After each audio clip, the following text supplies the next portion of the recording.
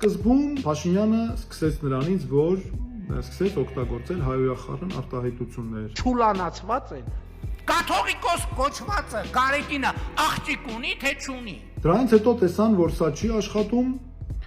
սկսեցին ներգրավել իրավապահ մարմիններին, որպեսզի կոմպրոմատներ հավաքեն ամենայն հայոց կաթողիկոսի եւ հոգեվորականների անձնական կյանքի վերաբերյալ։ Դրանից հետո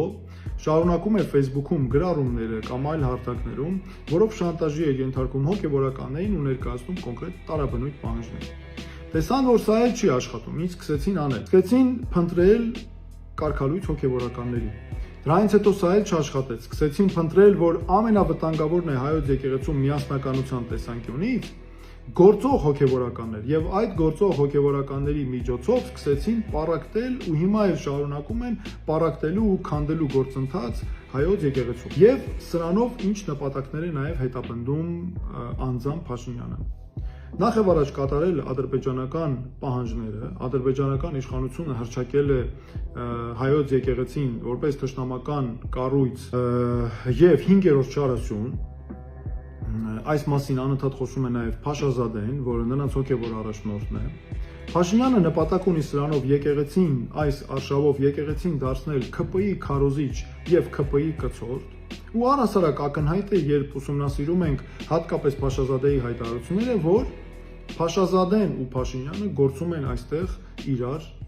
լրացնելով։ Ուզում եմ նաև հստակ, որպեսզի մենք արձանագրենք, սիրելի հայրենակիցներ, որ այս գործընթացն այլևս հակաքրիստոնեական է եւ քրիստոնեության պաշտպանության դիրքերի մասին է, հարցը այստեղ պետք է դրվի։ Վաղուց այն դուրս է եկել միայն հայաստանյան առաքելական Սուրբ եկեղեցին պաշտպանելու առաքելությունից։ Մի մարդ, որ տապալել է ամբողջ երկրի կառավարումը, ձախողել է բոլոր ոլորտներում, ազգային ժողովի ամբիոնից 3 անում է խայտարակ հայտարարություններ, ամենասարսափելի ծանր հայոյանքներով, բառապաշարով, ատելություն սփռելով են զբաղված։ Իր համար հորինել է 4-րդ հանրապետություն եւ այդտեղ ուզում է նոր եկեղեցական բարքեր, նոր եկեղեցիներ ստեղծել։ Այդ 4-րդ հանրապետությունը հատուկ ուզում եմ արձանագրել ինձ համար նույնքան կեղծ ու շինծու է, որքան արևմտյան Ադրբեջան եզրույթը։ Նիկոլ Փաշինյանը այդպես էլ դուրս չեկավ դեղին մամուլի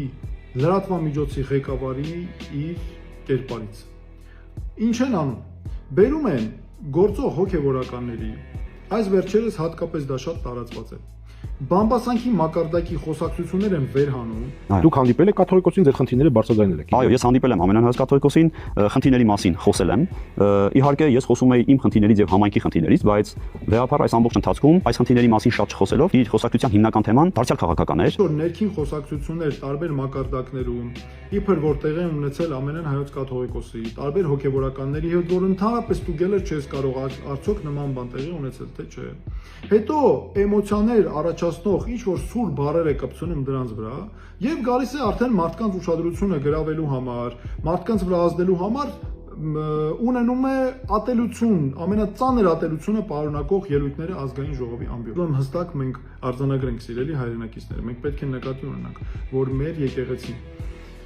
մեր ազգային ինքնության հենասյուներից մեկն է, մշտապես եղել է մեր կողքին, հայոց ցեղասպանության տարիներին, այլ դժվար ժամանակահատվածներում։ Ես ինքս անձամբ տեսել եմ ինչպես են հայ հոգեվորականները քարորյա պատերազմի ժամանակ, 44-օրյա պատերազմի ժամանակ զենքը ձեռքներին կռվում առաջնագծում։ Մենք ունենք հոգեվորականներ, որոնք անհետ կորած են, որոնք արիաբար զոհվել են,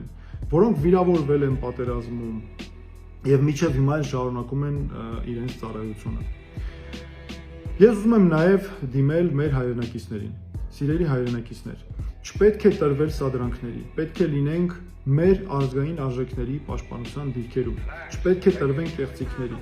չպետք է հավատանք մի մարդու, ով ասում է ես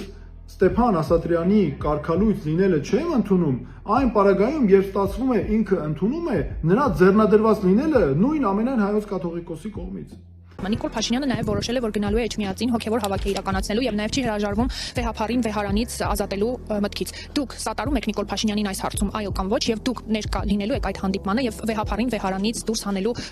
process-ին։ Այն ինչ որ գրել եւ ստորագրել են, չփոխեն, այո, սատարելու եմ։